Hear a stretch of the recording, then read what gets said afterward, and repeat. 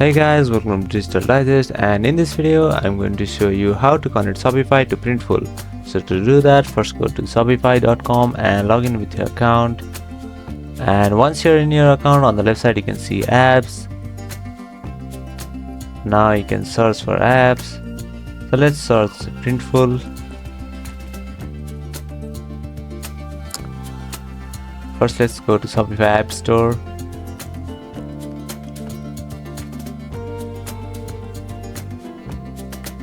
And then let's search for our application, which is Printful.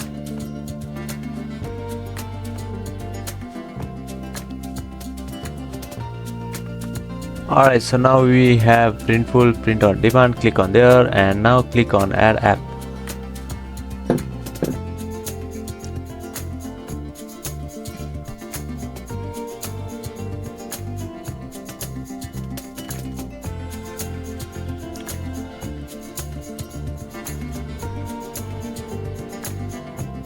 After that, all you have to do is click on install app, and then Printful will be connected with your Shopify account. So thank you for watching this video, and I'll see you on the next one.